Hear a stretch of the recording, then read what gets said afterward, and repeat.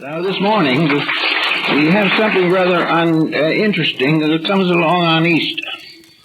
And it seems to me that in this particular difficult time, we should do some rather straight thinking on this subject and perhaps be a little less mystical and a little more practical in our approach to some of these matters. I'd like to begin by reminding you that according to the current issue of Guinness Book of Records, between the year 1800 and the present time, 2,500 million copies of the Bible were printed and circulated.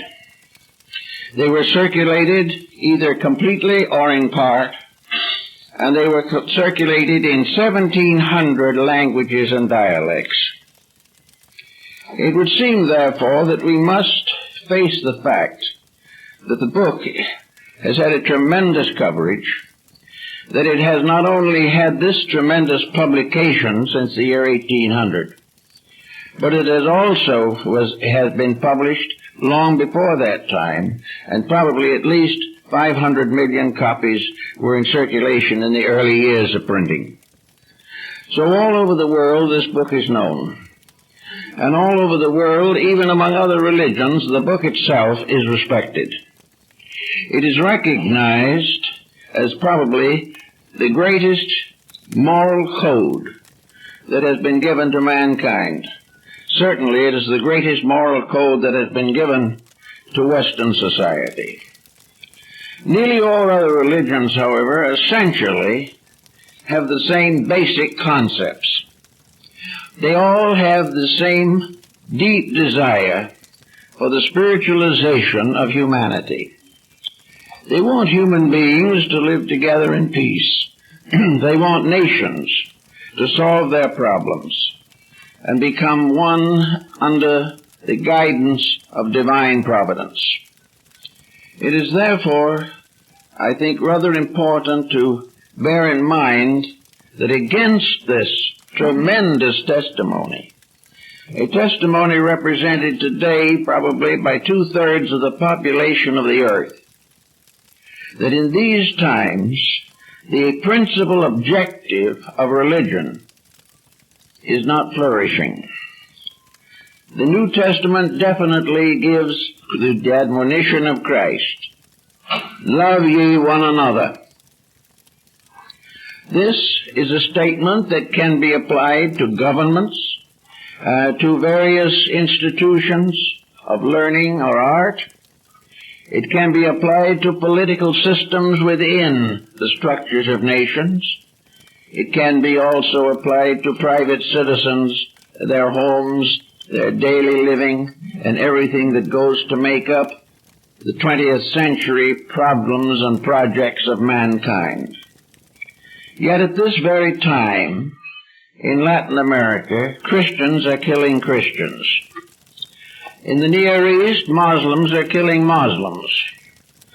And various nations everywhere are locked in conflicts. Assassinations are becoming more or less too frequent, and in many cases are proudly claimed by these militant groups. In our own communities, we find an increasing indifference to laws and human decency.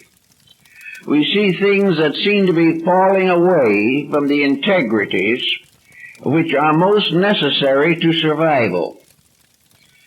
People who go to church on Sunday work in munition factories during the week. Everywhere, the principles are being sacrificed either to profit or to the emergencies of the hour. So on this occasion, at Easter with us, it seems that we should definitely try to understand and consecrate our lives to a more orderly procedure in harmony with the divine codes which we have received. Also, by general recognition and examination, it has been well established that of the present population of the earth, nearly 3 billion are religion-oriented. That means that over half of humanity, or at least a full half, has spiritual convictions. How does it happen that these convictions are not accomplishing any major purpose in the arbitration of world problems? Why is that part of society which is most idealistically founded fail to speak up in some way, to do something to indicate the recognition that the present procedures are wrong?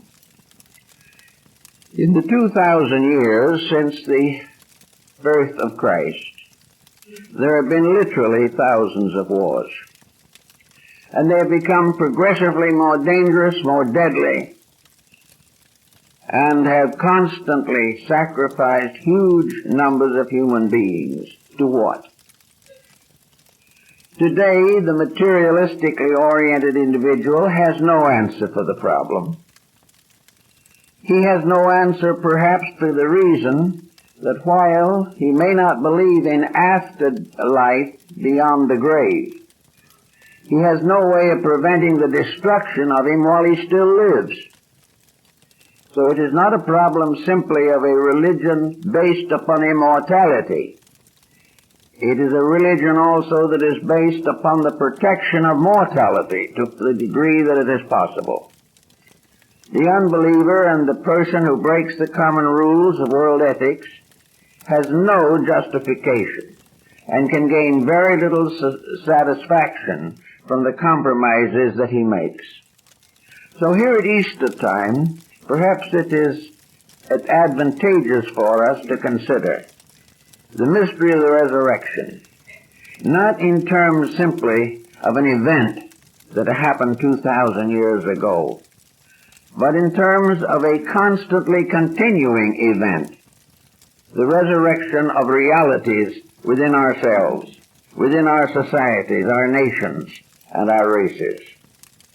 The Apostle Paul tells us in very simple words, Christ in you, the hope of glory.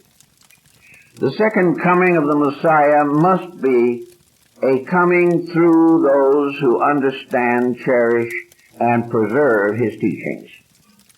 The time has come, therefore, for us to realize that the survival of Christianity is not in the hands of our political leaders. It is not in the hands of the great opinion makers in the world of material affairs. The preservation of our ideals rests squarely with ourselves as individuals. And if enough individuals decide the course of their conduct, tyrants will have very little effect against them. But the individual who believes certain principles must make every possible effort to live those principles and to make them a vital factor in his daily existence. Now, over the last 60 years, we've worked with a great many people. And we have worked with countless people who sincerely believe that they are good Christians. They believe that they appreciate and understand the mission that Christ came to accomplish. They believe that they have been brought into the sanctuary by baptism, christening, or some ritual or rite. And they also have a great hope that in the fullness of time, the great messianic mystery can be fulfilled. And yet these people, with all their convictions, are very much like those out in industry or in any other walk of activity. They some way separate their lives from their ideals and also allow conduct to conflict terribly with the ideals, hopes, and aspirations which they claim to possess. So on this Easter, it would be rather nice if we could begin making dedications to principles within ourselves. We may not be able to control the development of nuclear weapons. We may not be able to accomplish the things we desire that might be beautiful and good. But in ourselves, we can go against something that has gradually increased in menace and danger until today it stands where it could threaten the actual survival of mankind. That this should happen in a world which is largely dedicated to idealism and integrity, just doesn't seem to be possible. Perhaps it is possible only from one particular cause, and that is a clear line of demarcation between belief and action.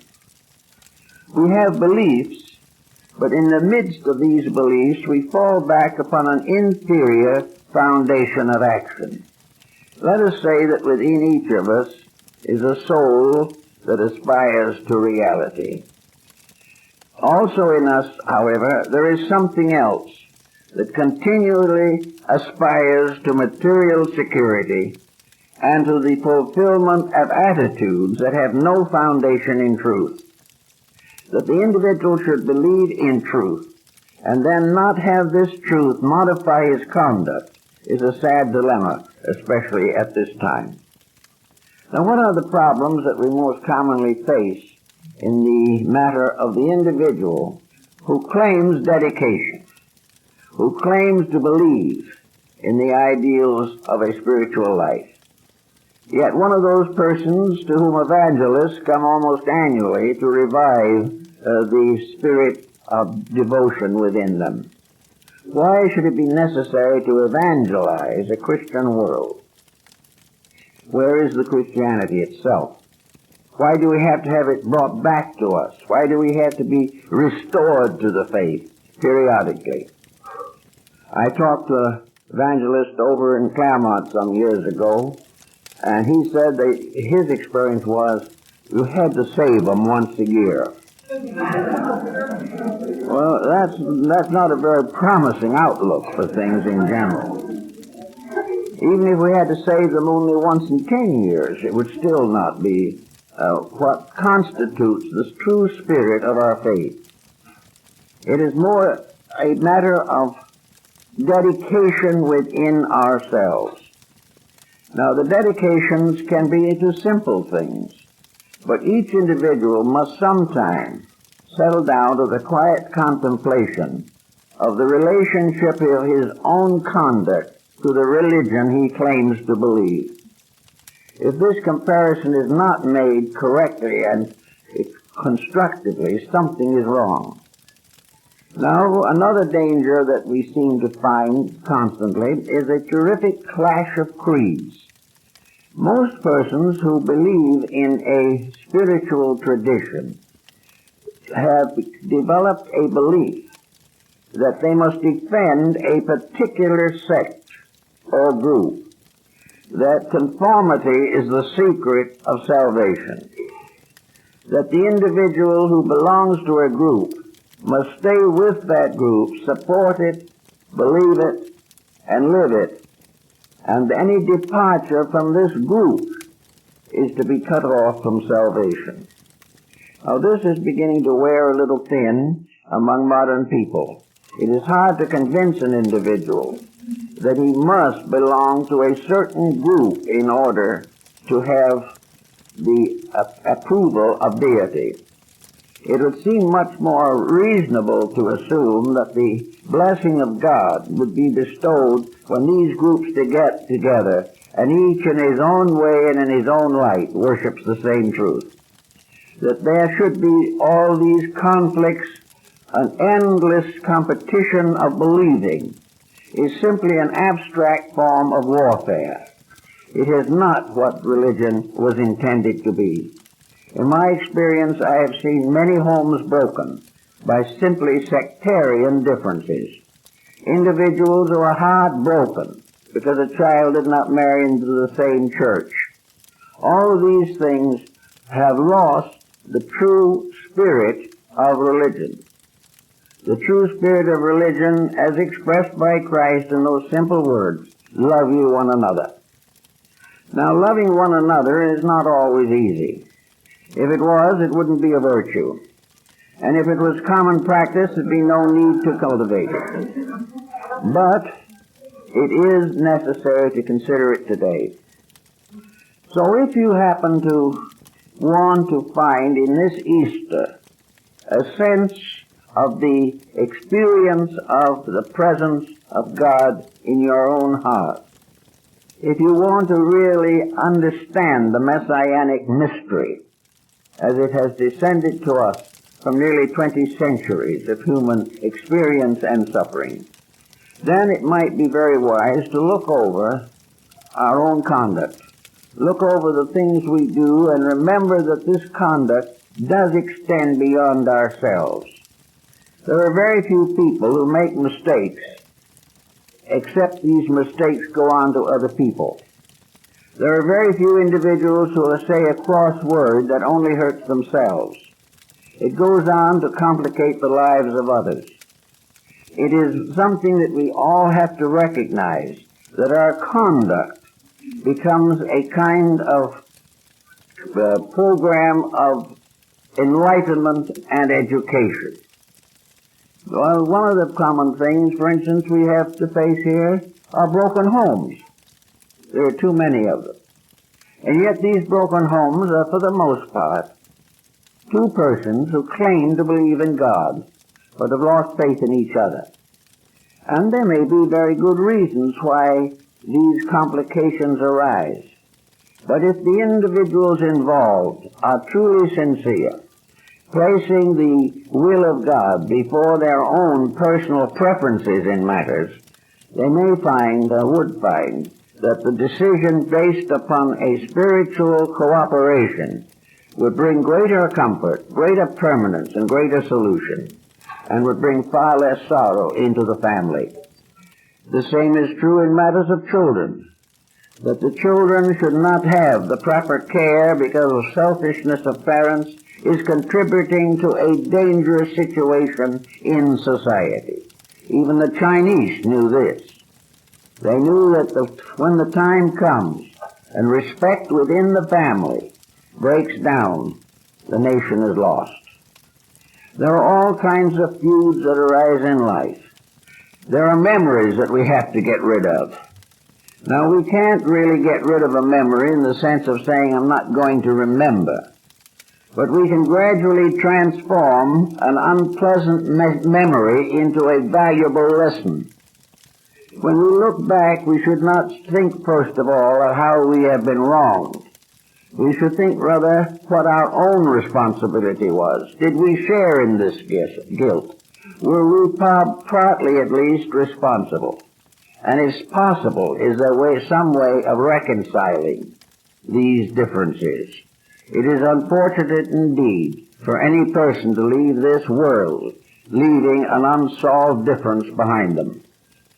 All these things are part of a religion that is based primarily, as Emerson pointed out, upon conduct, upon the individual living his faith, living it and allowing through this living of his faith for an eternal power to come through into him and through him into the world. If there is no love in our own hearts, it is going to be very difficult to bring peace into the world, or arbitrate the differences of beliefs, or prevent those who love God from killing each other. This type of situation is getting critical. And while to most of us the solution cannot reach out into the larger world, over which we have no influence, really, it does reach into an area of influence which each of us has. We have some friends, some relations, some acquaintances, some responsibilities, some decisions, which if improved and in various ways religiously oriented, could be a great help to bring better situations to this troubled community we live in and call the earth. Actually, almost all of our selfishness is so short-sighted. It isn't very much good to us even while we are thinking that we are making ourselves happy. Selfishness actually doesn't help to make people happy. There's an old saying, I think Josh Billings may have said it first, and that is that whenever we get what we think we want, it loses interest, and we must want something else. And this is because most of the things we want really are not interesting. They hold our attention because they require a certain amount of specialized effort. But once acquired, they lose all value. and most of the projects which get us into trouble have no permanent or enduring significance. They are things we'd be just as well off without, even though we may not realize it at the time. Also, we now find wandering about our streets and everywhere delinquent young people, and we like to assume that this delinquency is due to conditions beyond our control. It may be that much of it is difficult for the individual to take over, but there are opportunities for each person. I've had too many come to me with the problems not to realize that wherever a problem arises, the thoughtful person can do something about it. Whereas the individual who is completely selfish, self-centered, and interested only in his own affairs simply contributes to the miseries of mankind, accomplishing nothing for himself that is permanent and doing no good to others. Therefore, at Easter, I think we want to begin to think in terms of the mystery of a resurrection of realities in our own hearts and minds, a wiser use of our worldly goods, a greater dedication to the suffering of mankind and what we can do about it, a better sharing not only of what we have but what we are, greater tolerance and patience, greater kindness in moments of emergency, a greater tendency not to think first of ourselves. Our enemies, nationally, internationally, racially, culturally, are mostly selfishness and ambition, the tremendous determination to advance our own ends. For this particular reason, we are perfectly willing to sacrifice human life because it will give us here a good opportunity to make wealth by devising methods to destroy other people. All of this selfish production deals with a factor that we are all going to have to face, and it may be an unpleasant head-on collision when it comes. Little by little, we have become wealth-oriented. Wealth takes the place of conscience. To accumulate is more important than to become better. To hold on to what we have desperately, even if it takes all the energy of our living to do it, is more important than holding out a helping hand to anyone else.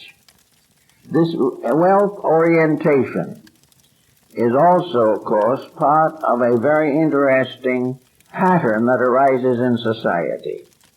The powers that be in this world have only one way, really, of working with us.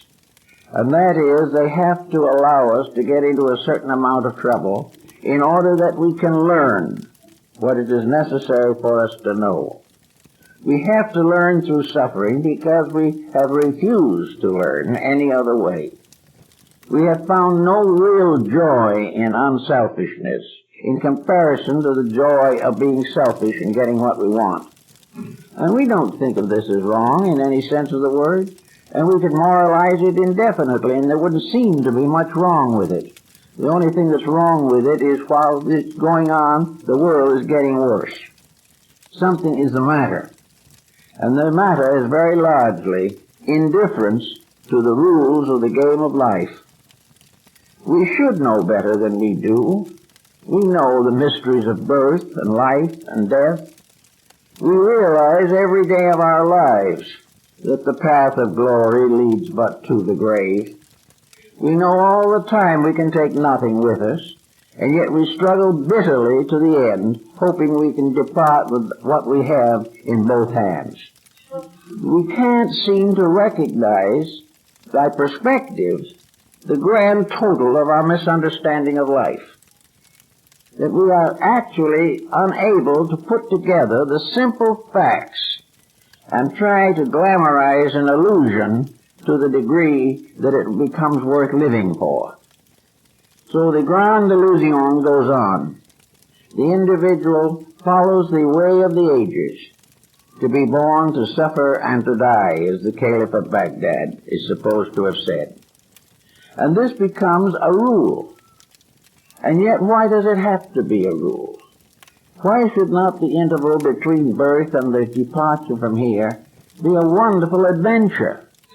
Why should we settle down to the fact that we must turn it into a battlefield or worry day and night over the rise and fall of the securities markets? Why should we make everything here difficult when in reality we have every opportunity to have a rather nice life? Most persons are born with reasonable health. Most persons have some abilities or talents that they can use successfully. The majority of well-intentioned individuals are willing to make a living. But all through all these convictions, terrific exaggerations of emotion and thought corrupt the morality and ethics of it all. We become completely absorbed in an illusion, in something that is not real, but which destroys the wonderful things that are real. And the wonderful things that are real are peace, happiness, reasonable security, friendship, kindness, and these gentle virtues by which we can all live our span of lives without unreasonable suffering. Also, we know, medically speaking, that the more upset, the more confused, the more conflicting we become, the more quickly we break down the physical body as well as the mental and emotional life. Most individuals take many years from their lives in the desperate effort to accumulate something to live for, and still do not succeed. So this type of thinking needs a general revision of attitudes. And actually, we have this tremendous spiritual promise. We have the idea of the eternal power sending into the world great teachers to help us, great spirits to ensole and lead us, and wonderful privileges to learn. We have a constant example of what really is important. Now, another interesting or somewhat conflicting remark is that the people in this world who are breaking all the rules cherish the memories of those who keep the rules. We honor mostly not the powerful or the rich or the dominant characters of life. We actually honor most those who have had least of the world's goods, but have given the most of hope and understanding to the human heart.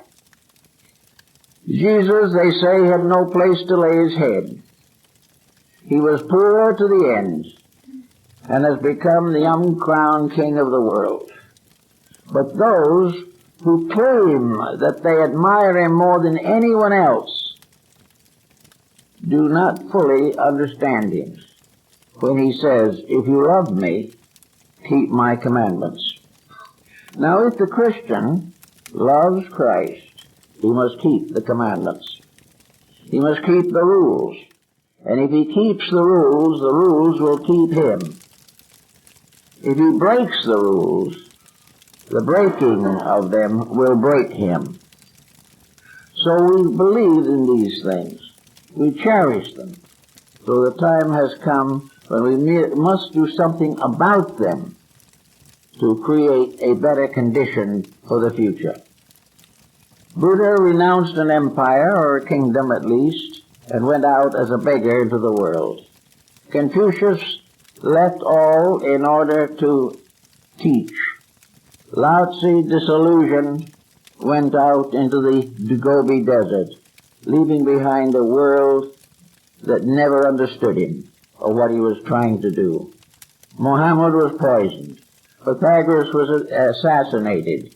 Zoroaster had a spear in his back. Those who have loved man most were also most hated. They were feared because they would destroy the idea of temporality, which we are trying to sell ourselves and have been trying ever since the beginning of history. We are trying desperately to live in a world too small for us. We want to stay in the world where we can do exactly as we please at the expense of everyone else. We do not want anything to interfere with the little private empires that we want to build. Therefore, if someone comes along, we crucify them, and centuries later we glorify them. Bernard Shaw made a great point of this in his story of St. Joanne, where all the world honors Joan of Arc for her visions and her sacrifice and her martyrdom. But as Shaw pointed out, if she was born again today, she would be burned at the stake again. Because what she interfered with was the whole self-centeredness of a humanity, which should be God-centered, which should be centered in integrities, but is not largely centered in personal advantages.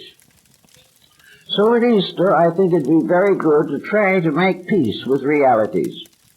Not necessarily just because we know they're right, but also because we want to be more or less practical people. And the most practical people are those who keep the principles. Those who break the principles are never practical, although they may seem for a short time to enjoy certain advantages. No one can ever break the rules without ultimately getting into desperate conditions. So if we really want to start out and try to live a Christian life, and live it in the little nasty, nagging things which make up daily living, then it is very important to start in to get rid of ulterior motives, jealousies, vengeances of all kinds, negative thinking, negative speaking, disillusionment, and this strange aggressiveness against our neighbors. All these things just don't fit in to a program for Easter. Perhaps what we need most of all is to emerge from the shell that we have built around ourselves and look at ourselves as a group of little newborn chicks which have done nothing to hurt anybody, but may have an unfortunate life if they're not careful. We should, in a sense, start a new life. And every Easter is a challenge to a rebirth, a birth into a higher level of personal awareness, a rebirth into a new recognition of world integrities, a belief that there's something bigger than munitions, armament, and nuclear physics, that we live in a world which none of us really understands. We look out at the sky at night and see the stars.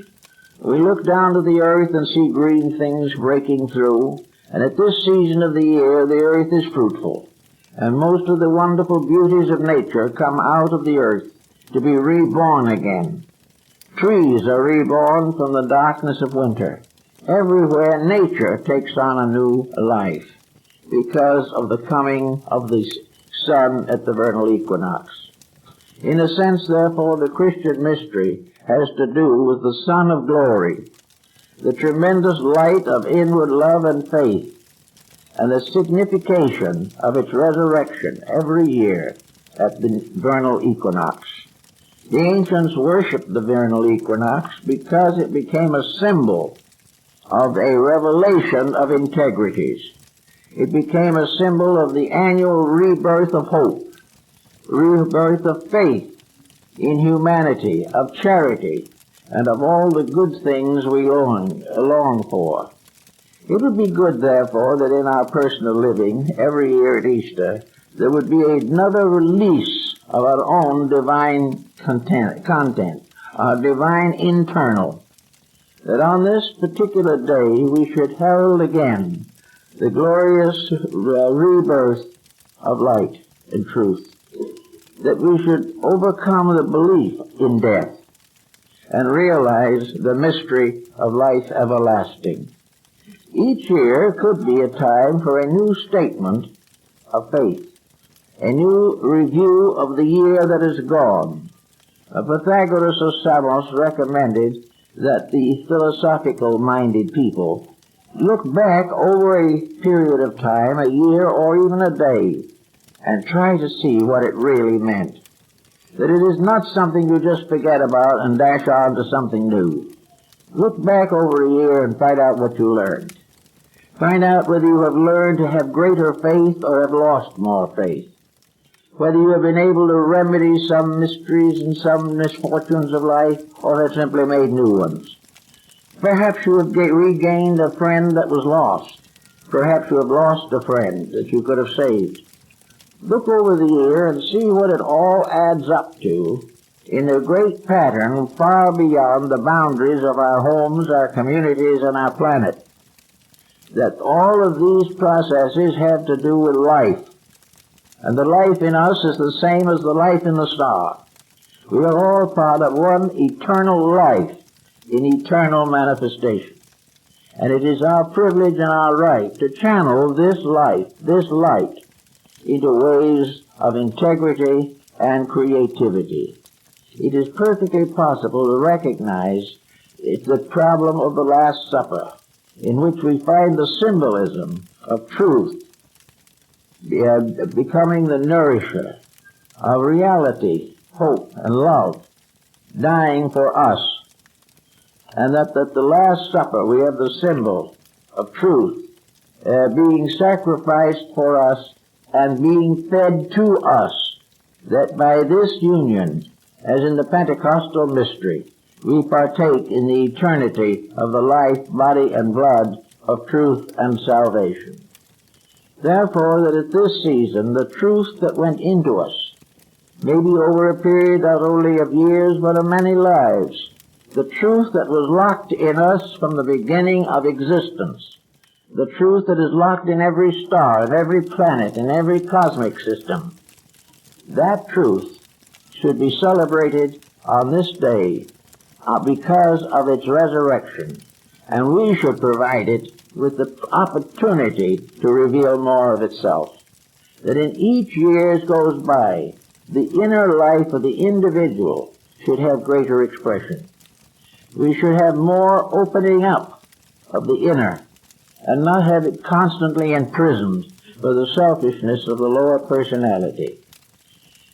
It is said that, of course, in St. Augustine in his City of God pointed out that the City of God was the symbol of holiness, and that the opposite end of this great mystery was the city of Babylon, the city of confusion and death, the city that's represented by the cities of the plains, and all the mysteries of creation and degeneration. That actually that the city of Babylon is the abode of confusion. And if we study the biblical descriptions of these cities of the plains that were destroyed, we find something rather reminiscent of our own present condition. We find how we have departed from truth, how we have neglected to read the handwriting on the wall of heaven, that we have also in our feasting sacrificed our integrities. Now, if it were true that there was no guidance, that each creature that comes in here must struggle and die the best it can, if this was the reality of things, it would be very sad indeed. But it is not the reality. We have received from the beginning of history magnificent messages of hope. We have seen great works of mercy. We have beheld miracles that no materialistic culture could perform. We know the way of light. We know the life everlasting. We do not have to wander in insecurity, doubt, and darkness. We know better.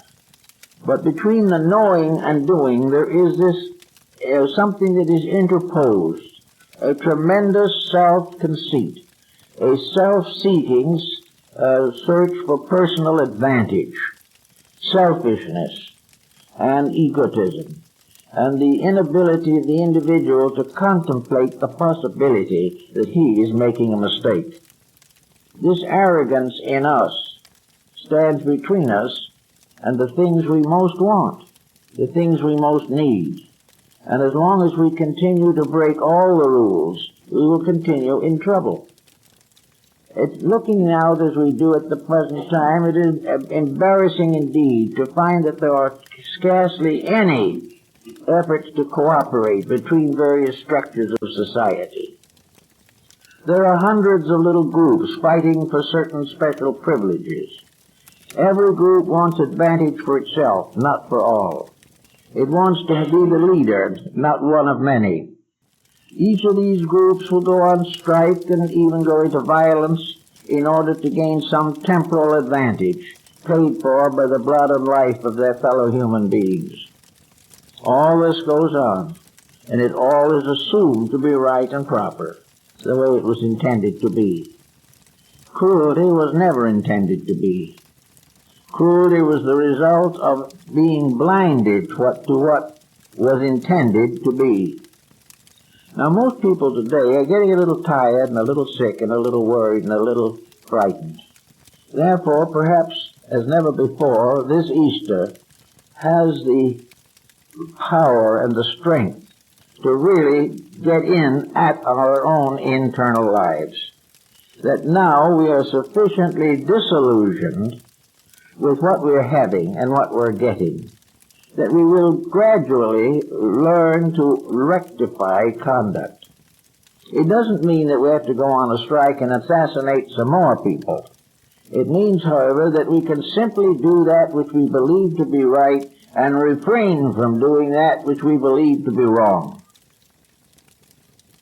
We do not have to attack people, but we do not have to cooperate with error, especially on the ground that it's a little bit more advantageous for us. We do not have to make the mistakes that others make. And I think one of the old saints was very wise in his remark that evil actions become known to all. Virtuous actions usually remain unknown. This is perhaps the best. The inner life of the individual is not worn on his sleeve. It is not something that he has to talk about, that he has to be persecuted for or ridiculed for. The good life is something simply to live straight. And to the most part, in the long run, this is respected. But it causes no violence in society.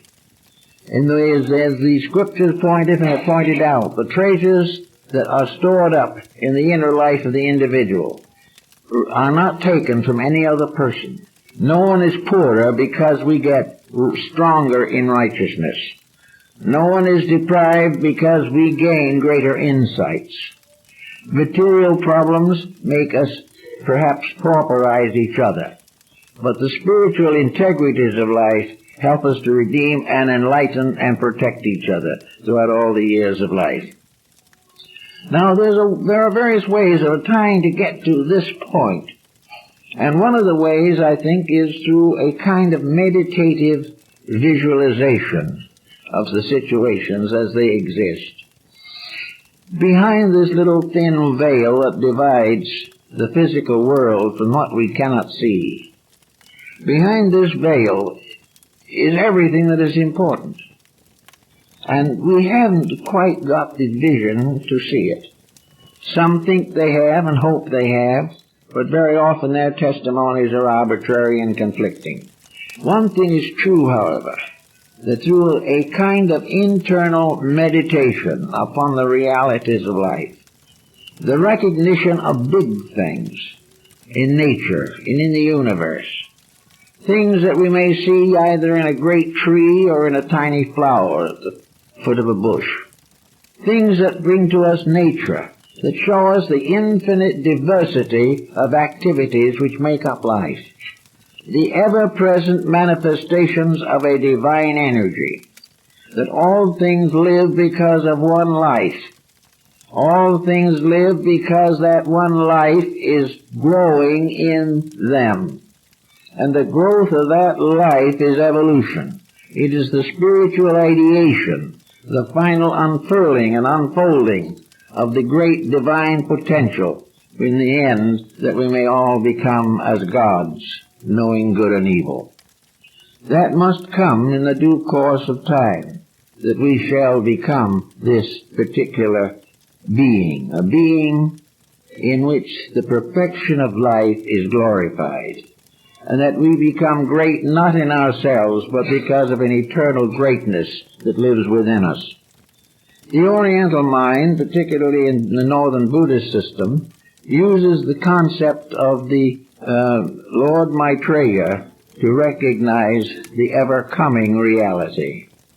The word Maitreya, or the Buddha to come, who is waiting to be born into this material world, is a personification of a principle.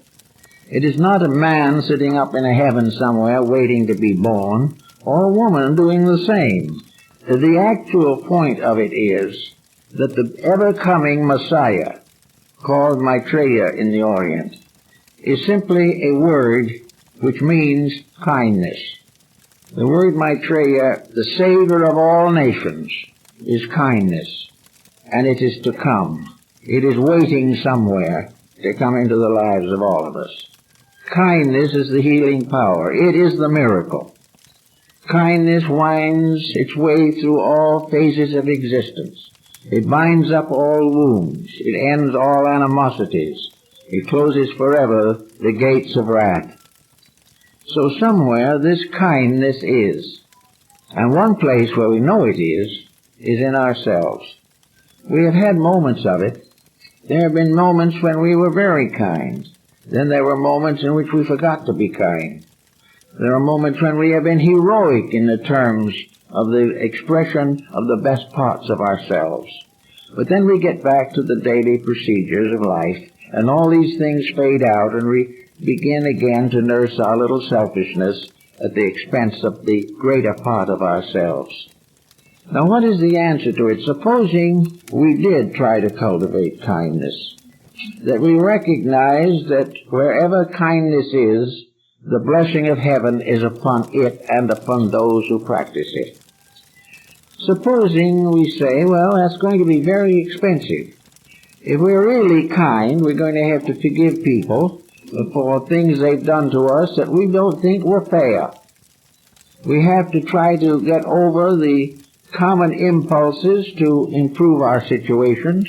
We have to get over the tendency to be a little unscrupulous in the fulfillment of our own ambitions.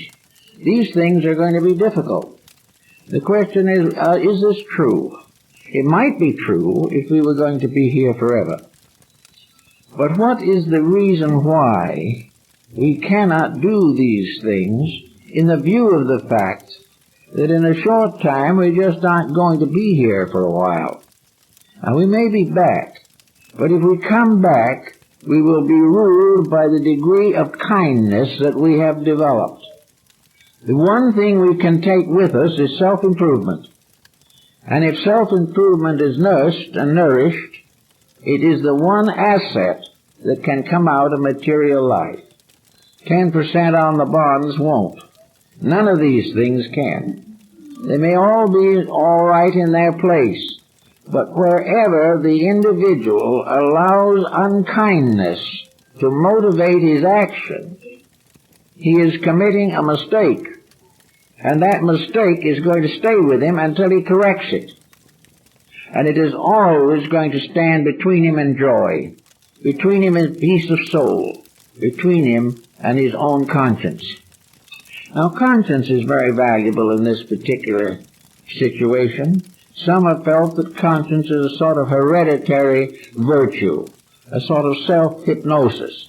But it isn't, because conscience tells us very definitely when we violate our own code. Conscience may not interfere with us if we don't agree with someone else. But if we commit an action detrimental to our own life, conscience is there. But this little voice of conscience seems to be getting weaker every day. And very few people now allow it to interfere with anything they want to do. But here we have a world in which we're not going to be able to want to do these things. It's closing in all the time. The mistakes we have made are becoming more and more difficult to remedy. Therefore, we must begin to realize that we may have to live for quite a while in an environment almost completely dominated by mistakes. Things that shouldn't be, things that should not have occurred, but did. To meet this, we have to have strength of internal character. If we don't have strength, we will fall back on corruption and perhaps find life completely miserable. We have to have strength of character to face the way things are now. And it is because we haven't developed that strength in the past that things are as they are now. So at the moment, the most important thing we can do is to develop a sufficient degree of strength to sustain us through difficulties, through tragedy if necessary. But if it's tragedy, it is tragedy we have earned, through thoughtlessness and selfishness. But we have to have greater strength than we have now in order to face the present world confusion with peace of mind. And faith is the only thing that we have that can stand against the disasters of life. And this faith is not an excuse. It is not an evasion. It is not something we simply do to try to deceive ourselves. Faith is a deep realization that the truth exists, that we are part of that truth, that in spite of anything we can do or try to do, that truth is still there. We must make peace with that truth, for the truth in itself cannot make peace with us. We have to make the gesture, the motion ourselves. And if we do this, we can find out a little bit about, for instance, the Pythagorean discipline that I just mentioned. Namely, that by looking back into a day or a week or a year, we see a microcosm of our entire lives. We can understand the motions that dominated us. We can realize how early childhood affected us, how much we developed and how much revenge we nursed, and how we determined to get back at society because something it did to hurt us, or why we haven't been able to go on loving everybody because someone deceived us. Why it is, therefore, that almost everything that goes wrong is remembered, and everything that is right is more or less overlooked. Little by little we become more and more pessimistic, more and more doubting, and more alone because of our own attitudes. So we should look back over these things and see what we can do to straighten them out. With a little effort, you can probably turn a long period of disillusionment into a pretty nice time of life. We can see that we misjudged things, we talked too much, we carried stories that were not true, and if they were true, they were none of our business, and little by little we got into trouble. So we can look back and we can say, well, I don't think I graduated from my own past cum laude or anything of that nature. I probably nearly flunked the course up to now. But there's always a possibility of making a great advance by watching the result of past mistakes. So this Easter, let's try to say honestly and firmly and really that we do not have an enemy in the world, that we have no one we wish evil to or ill. We have no one we are afraid to meet tomorrow or today, that we have nothing in our lives or in our relationships with life that we cannot face constructively, that if the truth needs to be told, we will tell it, but we will tell it always with kindness, never with bitterness. We will never insult other people because we think they deserve it. The more they deserve it, the more they need help. Everyone who is wrong is suffering from some kind of mental, emotional, or physical sickness. Selfishness is a sickness. Hate is a sickness. And the hate is a sickness that is worse than any malignancy that you can have in the body. All of these things we can think through. We can begin to figure out how we could make a better life. This is part of the secret of the Oriental mandala philosophy. A mandala is a visualizing or picture meant to represent a spiritual reality. Spiritual realities cannot be actually visually seen. They are far off in the great world of causes, but they can be experienced to various degrees. And the experiences suggest patterns, parables, allegories, fables, and emblems. This recognition of the nature of the infinite cannot be brought to us on a film or something of this nature, but we can build within ourselves the vision of its proportions, the shape of it, the glory of it. We can, to a sense, gain for it a certain form, a likeness, a habitation in a body of some kind, if that body is only our own thought. But if we begin to glorify the invisible, if this becomes more and more wondrous and luminous, it also gives us greater strength with which to fight the problems of the visible. We will no longer regard things around us as omnipotent, and will begin to move our faith, our hope, and our conviction towards this vastness which we begin to experience and which we know has to be there. There's nothing else that could support the galaxies that go on forever. There's nothing else that could ensoul all forms. There is nothing else that could give us the power of sight or the power of thought. All these things represent forces beyond our comprehension. But we know they're there, and we know, therefore, that they are part of a plan, and that we are all purposed creatures, not individuals simply floating around in a mist of matter. So with this realization coming gradually through us, it becomes much easier and less difficult for us to experience the kind of life that we need, the kind of life that will bring us internal peace. And at Easter time, we can imagine that you're standing perhaps in a great cathedral like Chartres, or perhaps one of the most beautifully ornamented, the Cathedral of San Marco in Venice. Here, the walls and the ceilings are covered with the most beautiful mosaic pictures.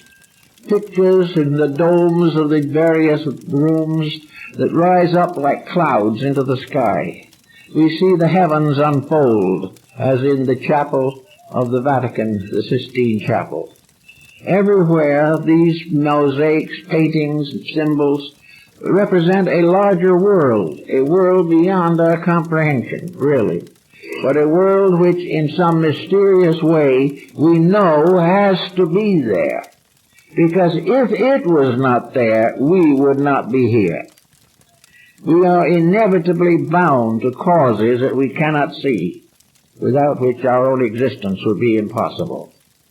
So we look up at all these beautiful pictures that are dreams, ideals, visions, inner convictions of exalted moments in the life of an artist or in the life of a great cleric. And in these things, it seems as though the sky is opened and we behold the glory of the infinite. Now, in our own little private life, Bamy, the German mystic, was one who had this experience of the opening up of something beyond the common sight of man. He had this inward vision in which for a moment he beheld the glory of the world. He beheld the infinite expanse of power that was necessary to make a grain of sand exist. He recognized that for a moment the light that ensouls and ennobles a seashell. He began to sense all of the glories that surround a budding flower, and most of all, the tremendous cosmic progress, the pattern of things, the infinite pageantry of causation, a pageantry which can be mysteriously felt in a moment of ecstasy. Ecstasy which is to religion what hysteria is to problems. This is the tremendous vision that Bamy had.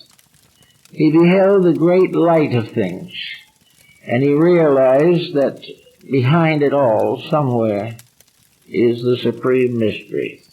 A mystery that cannot fail, that is absolute, that nothing can add to or detract from, and that it's in this mystery that everything that exists lives and moves and has its being. And it is the power of this wonder that helps all of us in our own small lives to live better, to live more constructively. It helps us to understand, and most of all, perhaps, it gives us faith. The faith that comes from the sensing, the intuitive realization that there is this greater thing, this more than we can ever hope to understand. Certain visions have come down to us relating to it. Mystics have described it in various ways. Perhaps their descriptions are all tinctured by their own personal developments. But still they have sensed, as Plotinus did, the tremendous power of that which can be experienced occasionally in the inwardness of things. Plotinus mentions that for one instant he was aware of reality. For a moment the great gates opened, and then they closed again. But for that moment, he lived the rest of his life. He needed no more. He had suddenly had an experience that convinced him beyond doubt of the tremendous integrities of life. Now, we've found some way we're going to have to restore the experience of integrities. We are going to have to find our way of bringing our world back into order. We are going to have to discover what love really is. That love is not in being loved, but in loving. That love, as St. Francis pointed out, is the individual without reservation bestowing the noblest of his emotions upon those around him, expecting nothing in return. That the great power of things that is in the innermost, this mystery that Bamy tried to describe, gives forever and asks nothing. The power of good is fulfilled by its own bestowing. That all that is beautiful and noble is its own reward. And the quiet life of intelligent integrity is itself a greater reward than any bestowal could possibly be. For it simply means that the individual has got back in line with the facts of life. So at Easter this year, we're working hard. Many people are now becoming more and more aware of the challenge of the day. Millions of people today are beginning to realize that the problem is a challenge, that it is not something that was simply dropped on them for no good reason. More and more of us are realizing that the mistakes that have been made are the reason for the problems that are now facing us. And there is a grand motion, a very definite motion, toward the restoration of the integrities of life. At this time it is limited to a few, comparatively, but it is in the hearts of many. Many people are planning changes in their ways of doing things. They are planning to build better structures. Educational reforms are taking on tremendous momentum. And it is becoming obvious that the only education that counts is the education that is built upon the great cosmic pattern by which we are all educated. Little by little, we have to learn that education means the bringing out from within ourselves of the divine power that is deposited there in eternity.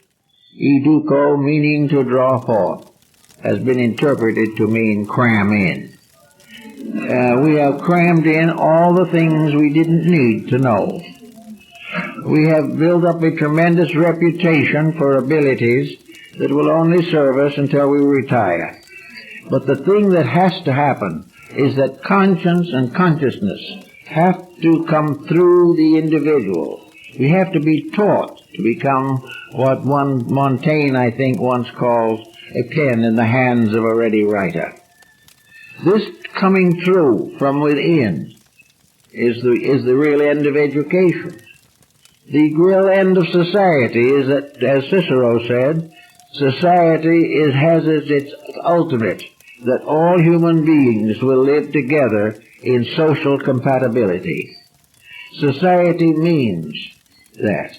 Civilization means that we shall all be civil. That we shall not build upon differences, but upon common causes. All the way along, people are beginning to realize this.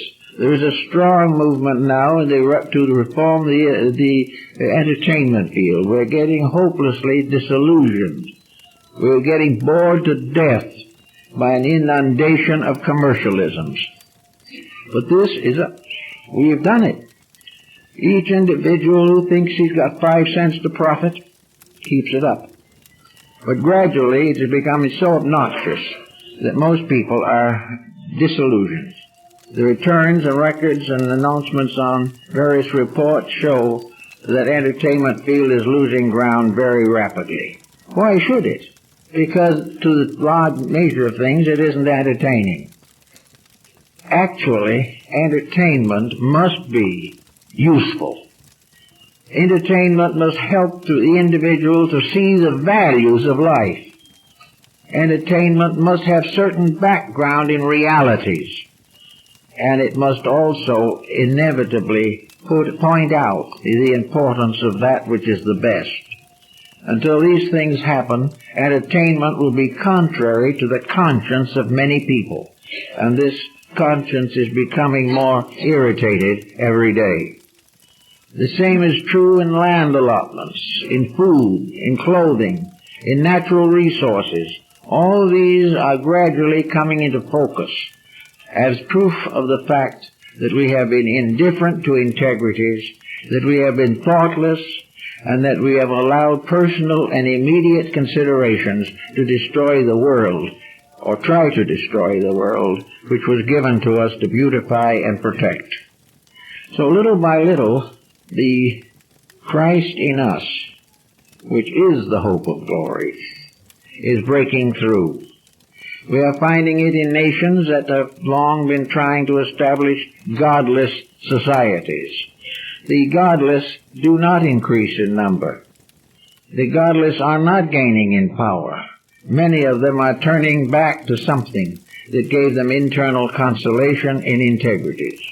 Little by little in many countries which were considered atheistic, the churches, the mosques, the temples, the cathedrals are opening again. Why? Because, as Napoleon once pointed out, you cannot rule a people unless that people have a religion that is strong enough to take them through the problems of life. So that all the way along, the motion now is toward perhaps the thing that we have talked about. Perhaps the second coming is a new channel on television station. Perhaps it is a director who decides to make a really good picture. Perhaps it's an author who's going to write a book for the good of humanity and not for royalties alone. It will also come when products are improved, and the manufacturer says, I'm going to make a good product. The moment he says it's a good one and he makes it, he is tuning in to the great realities of life. The same will be true with health. We will discover that it is not necessary to exploit the sickness and miseries of each other. Little by little, these laws and rules will be changed. Little by little, the experience of humanity inevitably brings us back to the truth. We can't get along without it. Therefore, all the deceits of the ages, the thousands of wars of the past, the inquisitions and the conquests, which have mutilated society from the beginning, these will gradually destroy themselves, because they cannot continue. We are gradually reaching a point where we have exhausted the potentials of our own stupidity.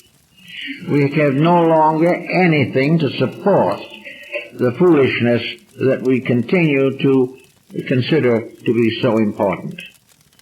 So I think we must accept the simple truth, namely, that every Easter things are going to be a little better, because every year that lies between is going to make changes more inevitable. And Nostradamus, in his predictions, for example, described that in the next century there would be the coming of the Paraclete, the Prince of Peace, that we are coming closer and closer to the time when reality is going to break through with a crash. Reality is going to come through, and it is not going to be a deathbed conversion. It's not going to come when it's too late to do any good. It is going to come as the intensities of the present problems become obvious. But when we look at the world today, we must all, I think, admit that it is in foul condition. It is in miserable condition. It cannot go on this way indefinitely. We will have more wars and rumors of wars, but there will not be such long ones. Not so many people will fight them. Not so many people are going to be intimidated into doing wrong for self-preservation's sake. Little by little, these things are going to clear.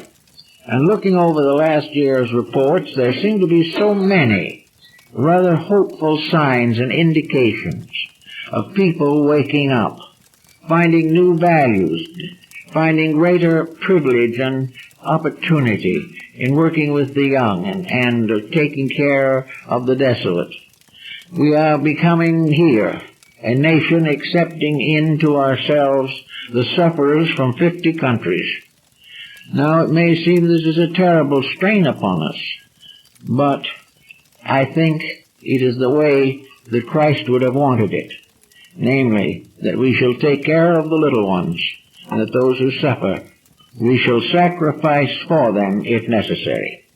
All the way along, the sorrows are bringing their own solutions. Peoples are beginning to find new goals, new rewards for action. A simple society, run on normal processes and principles, and dominated by brotherly love, could solve most of our problems. We may say that it would be hard on the economic system. It wouldn't be, because the economic system has always existed primarily for one purpose, and that is a convenience. An economic system makes it unnecessary for the individual to carry the groceries in his own pocket. He can buy and sell without delivering the animal right there on the marketplace. He can do things, he can have things through a great exchange. This can continue. There can always be proper exchange, but it can be fair and honorable and just. We can do all the things that are right, and having done them right, we will observe a quietude, a peace, a gentleness coming in. We shall not be troubled by people who are led to narcotics and alcohol simply by the stress and weakness of their own natures. Little by little, it's going to come through. I feel perfectly satisfied, and always have, that never will this world be left without the guidance it needs. The only problem we have is to recognize it when it comes. If we don't recognize it, that isn't even so desperately bad, because it's going to come whether we recognize it or not. And we're going to have to live with it. And for a moment it may seem rather oppressive, but in a little while we shall discover that it is easier to be happy and honest than it is to be ambitious and dishonest. All the things that we don't like are going to gradually be transformed into what is right, or we will learn to like that which is best. So on Easter, I think we ought to think about these things as much as we can with a view of making new resolutions in ourselves and trying in our own hearts and minds to see the sky open and the heavenly victory of truth over the injustices of material existence. We are victims of a material ignorance, but only when we do have contact with the inner part of our own lives can this ignorance be corrected. And the ancient symbols, the mandalas, the various emblems and diagrams of the past, the visions of the great artists, the Madonnas of Raphael and Tintoretto, all these great works of art are inspirational works, all based upon the concept of the reality of something sacred, something important, something divine, by which we can lift ourselves out of the mire of our own making. Therefore, at this time in Easter, I think when we sit down to Easter dinner or something, we should have a little prayer in our hearts and minds that our eyes may be opened. For it is in the opening of our eyes that we experience the second coming. It is in the opening of the eyes that we behold the resurrection of truth out of the darkness of error. It is always happening, but we do not have the eyes to see it. When our own hearts and minds illumine our visual equipment, we will see that forever the truth is becoming. It is coming always. It is always unfolding through life and through living things. It is unfolding through us if we will permit it. And by kindness and thoughtfulness and gentleness, we are bringing closer and closer the day of the great liberation, when there shall be one sheepfold and one shepherd. Until then, until we have the vision to see they have always been one, we will have to continue to gradually overcome the differences, overcome the short-sightedness, overcome the thoughtlessness which have so long bothered us. It might also be a very good day today to telephone someone you haven't talked to for a long time and see if you can mend some little misunderstanding. Try and be bigger than something else. Try and not do it for the sake of your own good, but in order that the Christ in you may have a victory. For in every kindness there is a victory for good. Every unkindness is a defeat for the good that is in all of us. And when we have enough unkindness, then darkness rules. And the time has come now where kindness is getting to be necessary. It's getting to be something we can't afford to go without much longer.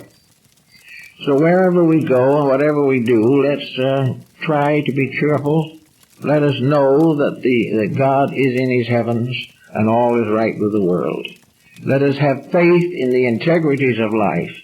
And with the rebirth of faith in our own hearts and minds, we have the resurrection of faith in the world.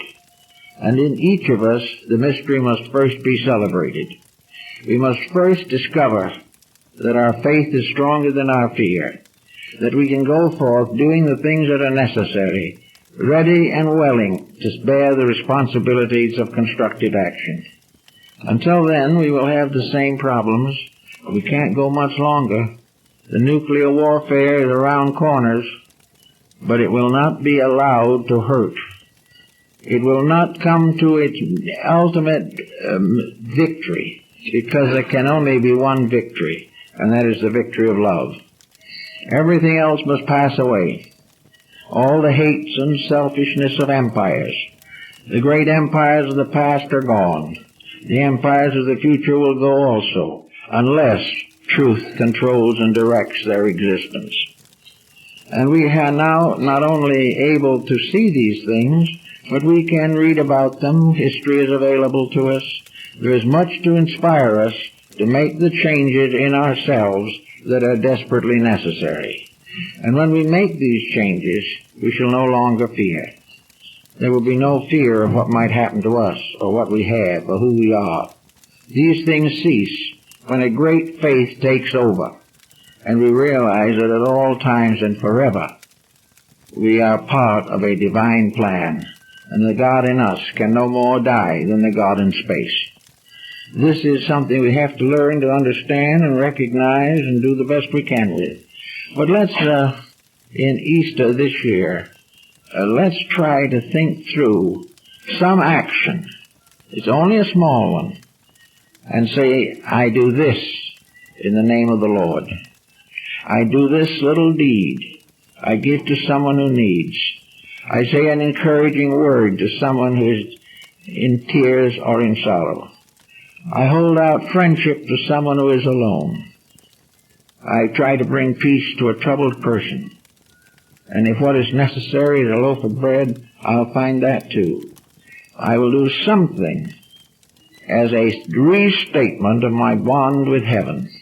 I will do something to prove that I still believe that love is supreme, and that all the problems of fear and hate are not strong enough to destroy the principle of human goodness that is locked within us all.